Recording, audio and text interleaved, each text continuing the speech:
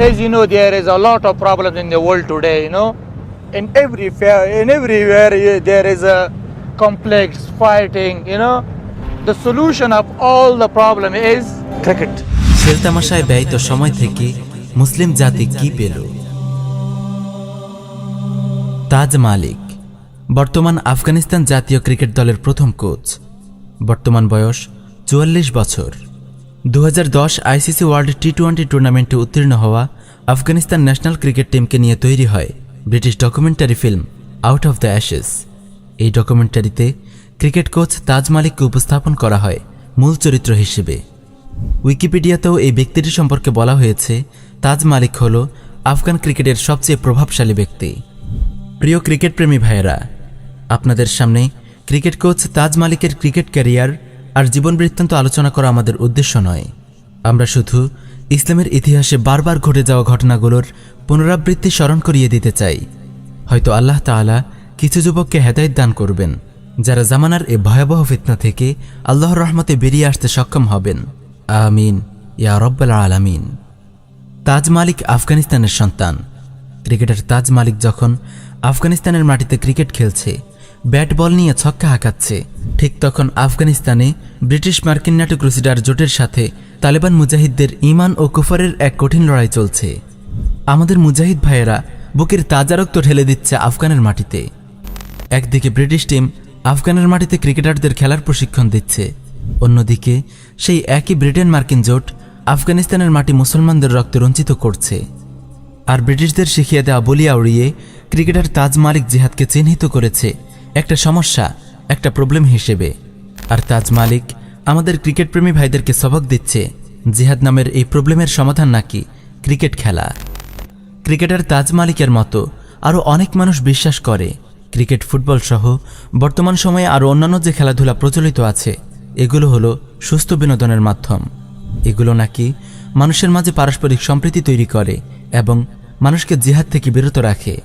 এই খেলাধুলার মধ্য দিয়ে আমরা জঙ্গিবাদ, সন্ত্রাসবাদ যেমন মোকাবেলা করব।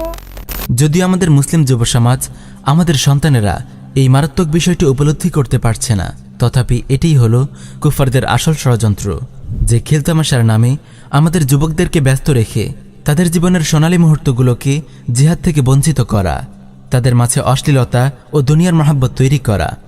আর এটা খুবই সহজ ব্যাপার যে যখন মুসলিম যুবকদের মাঝে খেলতামাশা, অশ্লীলতা ও দুনিয়ার মহাব্বত তৈরি হয়ে যাবে, তখন যুবকরা স্বেচ্ছায় জিহাদ পরিত্যাগ করবে আর বিনা যুদ্ধে কাফেররা আমাদের উপর বিজয় লাভ করবে। যদিও আমাদের সন্তানেরা, এমনকি বহু দিনদার ভাইও এটি বুঝতে না পেরে বিপিএল, আইপিএল ক্রিকেটে মজে আছে, তবে আজ থেকে শত শত বছর আগেই ক্রুসেডার ব্রিটিশরা এটি ঠিকই বুঝতে পেরেছিল। 18 ও 19 শতকের মাঝামাঝি সময়ে ইংরেজরা তাদের আবিষ্কৃত এই খেলাটি হিন্দুস্তান সহ তাদের দখলকৃত উপনিবেশগুলোতে ছড়িয়ে দেয়। মুসলিমদের মধ্য থেকে খেলতামাশায় মত্ত কিছু যুবককে ধরিয়ে দেয় ব্যাট বল। একদিকে আজাদের জন্য বালাকোট আর শামিলির ময়দানে মুজাহিদরা ইংরেজদের বিরুদ্ধে বাস্তব জিহাদে শহীদ হচ্ছিল, অন্যদিকে খেলতামাশায় মত্ত এই সকল যুবক খেলার মাঠে ইংরেজদেরকে হারিয়ে যুদ্ধজয়ের কল্পিত মিথ্যা আনন্দ লাভ করত, কখনো বা নিজেকে বীর মনে করে আত্মতুষ্টি লাভ করত।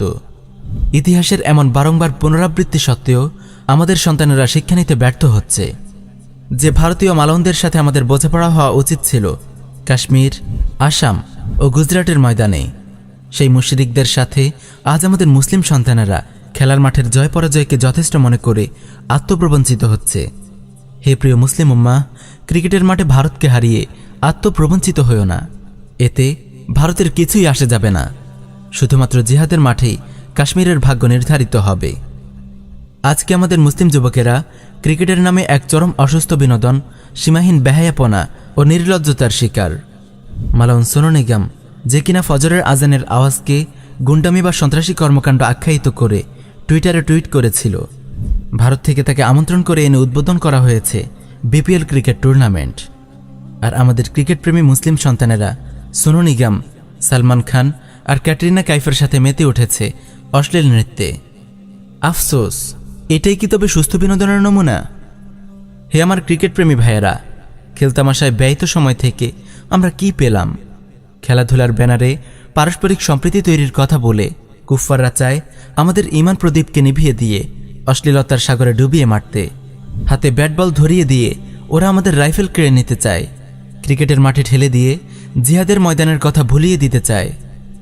হে আমার ভাই, ঘোড়দৌড়, সাঁতার কাটা, দৌড় প্রতিযোগিতা, শরীয়তের নির্ধারিত সীমারেখায় এই সকল খেলাকে আল্লাহ তাআলা বৈধ করেছেন।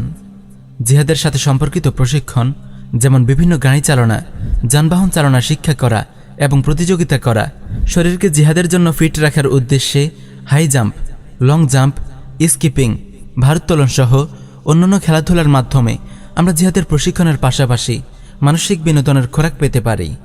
কিন্তু বিনোদনের নামে অর্থ অপচয়, অশ্লীলতা, বেহায়াপনা, সতর উন্মুক্ত করে জার্সি পরিধান করা, মালাউন ও কুফফারদের সাথে সম্প্রীতি, খেলাকে উপলক্ষ করে জুয়া, খেলার নেশায় নামাজ কাজা করা এবং খেলাধুলায় আসক্ত হয়ে পড়া কোনোভাবেই জায়েজ হতে পারে না।